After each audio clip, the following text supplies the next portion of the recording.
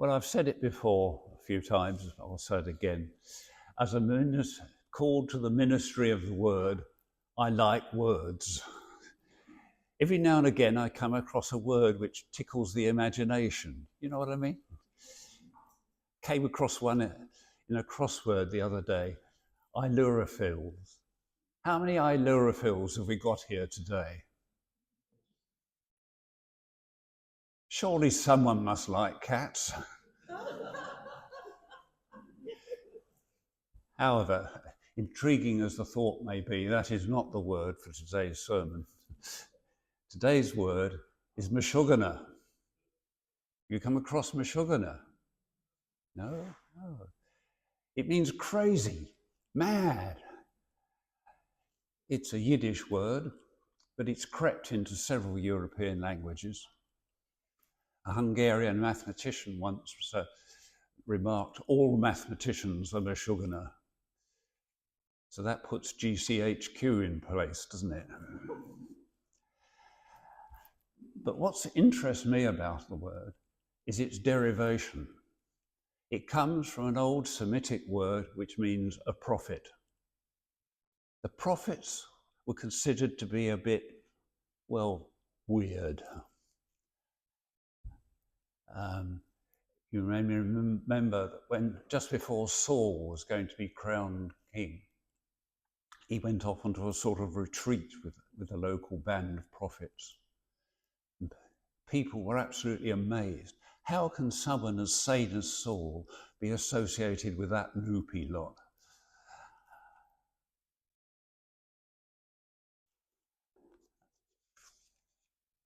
Actually, the Hebrew equivalent of mashugana crops up in the second book of Kings.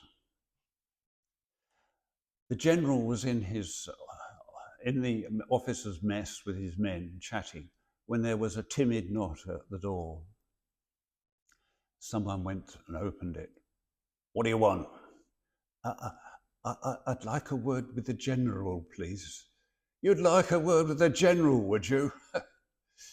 But the general heard this, was feeling in a good mood, so he said, come on in, laddie.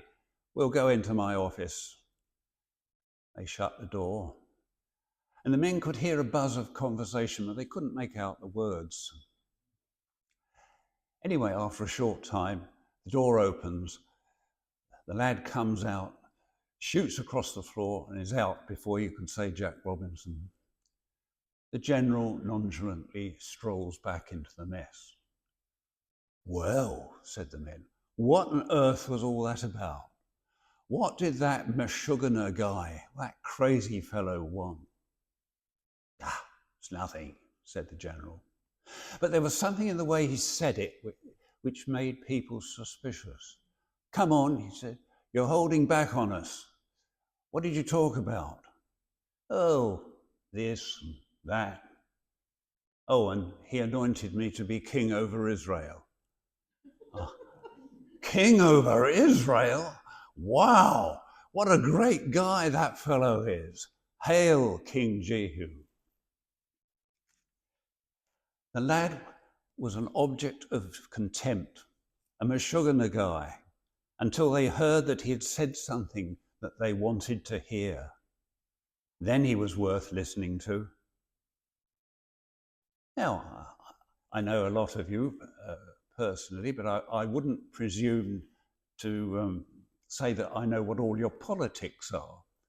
But in a gathering this size, there must be some people here who are conservative, who read the Daily Telegraph, wherein there is a daily litany on the folly of the European Union. And then again, there must be some socialist or liberals who read The Guardian, where you can learn how the wicked multinationals are bleeding the world dry. Now, it's been said, cynically, but probably truly, that people don't read newspapers to get news. People read newspapers to receive confirmation that the world really is the way they thought it was. In other words, If you read something you like, the writer is a great prophet. If you read something you don't like, the writer's mashugana. Yes, I suppose I'm as guilty of that as anyone. But it's all very well, it has a flaw. We're on a journey, as we shall hear in the collect later on. We shall pray that we may be changed into Christ's likeness from glory to glory.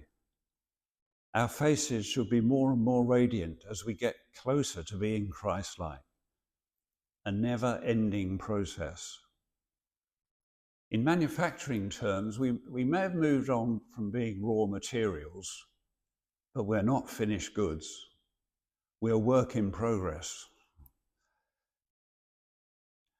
Even St. Paul, who on more than one occasion said that if you want to know how a Christian should live, just watch what I do. Even St. Paul agreed that he hadn't arrived yet.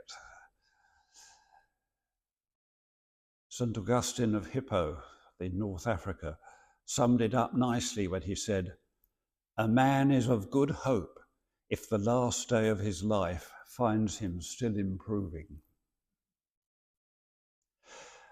But if we listen only to those voices that reinforce where we are, how's God going to get through to us that he's looking for change?